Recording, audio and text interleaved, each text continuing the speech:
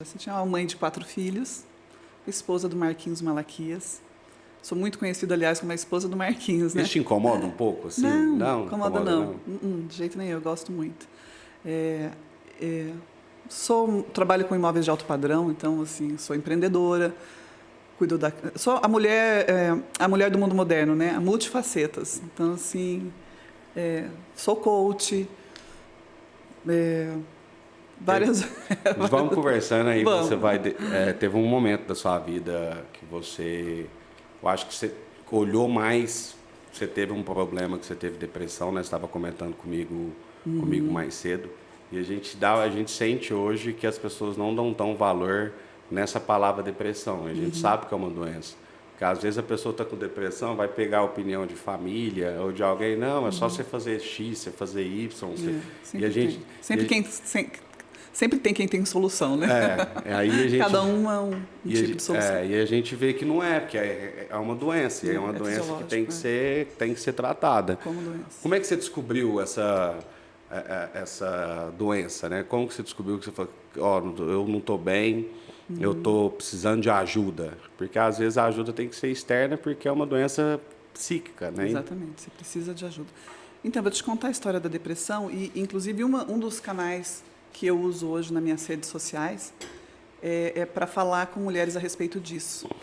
Um dia eu me vi contando a respeito da depressão e eu pude ajudar umas 2 pessoas muito próximas a mim que eu nem imaginava que estavam com depressão. A partir daí, eu resolvi contar a minha história, porque então eu tinha vergonha. Na verdade, eu me considerava fraca, se eu tivesse que dizer que eu tive depressão, né? A depressão eu descobri ela... Assim, a depressão, eu acho que ela começou muito antes. Eu vou falar de quando eu falei, opa, eu estou com depressão, que foi mais ou menos no início de 2014. Então, assim, eu já tinha sintomas de depressão, eu já tinha algumas atitudes que hoje eu vejo como depressão, na época não. E foi o mais difícil para mim foi a aceitação da depressão, saber que aquilo era uma doença que estava acontecendo comigo. Eu me sentia várias vezes culpada porque a minha vida estava ok, né? O mundo externo estava tudo exatamente, tava ok, aparentemente, né? Eu achava, como muita gente acha hoje, por isso que é muito interessante falar de depressão. Eu digo que hoje, bom, há muito mais do que há 10 anos atrás, hoje se fala muito de depressão, mas sempre é pouco diante do mundo do cenário que a gente está vivendo, né? Que a depressão, ela já é, acho que a segunda doença que mais mata. Agora com a pandemia, daqui a pouco já é a primeira. Então, ela realmente é muito séria. E muitas pessoas, só se dão conta que ela é uma doença quando alguém chega nas últimas consequências. Não, tipo nas últimas consequências. Ele estava com depressão. Exatamente. Ou a pessoa querer falar ou falar em algum momento que a questão eu acho que o fim da depressão fala realmente, cara. Ele estava doente, entendeu? Então, para a gente acabar não esperando nunca chegar nesse ponto, né? Nem nós, quem sente a depressão, e nem quem está ao redor que note que tem alguém que está dando esse sinal de depressão. Então, por isso, falar da depressão é sempre muito importante, porque a gente sempre conhece alguém, ou amigo, ou parente, alguém do lado, ou até a gente, com alguns sentimentos que a gente acaba passando pano. Não, isso é hoje eu estou triste. É uma fase. Exatamente, porque também existe a diferença, né, de tristeza e depressão. Nem tudo é depressão, nem toda tristeza é depressão. Mas a gente devagar consegue identificar. Então, quanto mais a gente falar, mais as pessoas terão acesso a essa informação. Outra das coisas porque eu decidi falar muito de depressão, é porque, na época, como eu tinha vergonha, como eu te falei, de dizer que eu tinha depressão. Então, eu acho que se eu tivesse ouvido de alguém próximo a mim, da minha realidade, que aquela pessoa já teve depressão, uma pessoa mais palpável, né? Assim, alguém mais real ali, talvez eu fosse encarar com menos preconceito. Que sinais que você começou, que você foi analisando, que você foi sentindo, que te deu esse insight? Opa, peraí, tem alguma coisa errada comigo. O que foi eu passei durante alguns tempos, assim, uma semana estava bem, a outra eu queria ficar reclusa.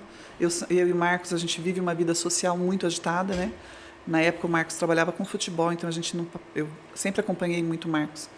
O Marcos sempre foi o o homem de negócios e eu sempre fui anfitriã. Então a gente sempre trabalhou muito junto ali. Você acompanhava ele? Muito.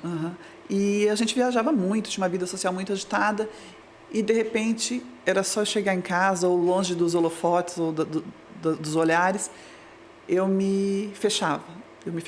Eu ia para um quarto, eu ficava dias num quarto. Aí, de repente, eu tinha um evento, alguma coisa, eu voltava. Então, assim, para as pessoas que me viam de fora ou que viviam no superficial, elas não viam uma pessoa com depressão, né? Vida de glamour, achava que já tinha tudo. Não, para quê? E eu também não me conformava de estar triste. Por que eu estou triste? Então, quando a gente não enxerga como uma doença, como algo fisiológico mesmo, né? Porque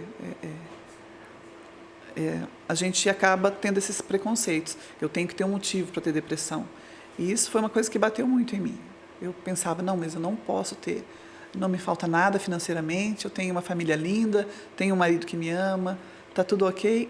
Não perdi ninguém, né? Isso é muito comum, né? As pessoas olham assim, você está com saúde, você tem família, você está com saúde, você tem condição financeira, você tem um trabalho. Por que você está triste? Exatamente. É por isso que é complicado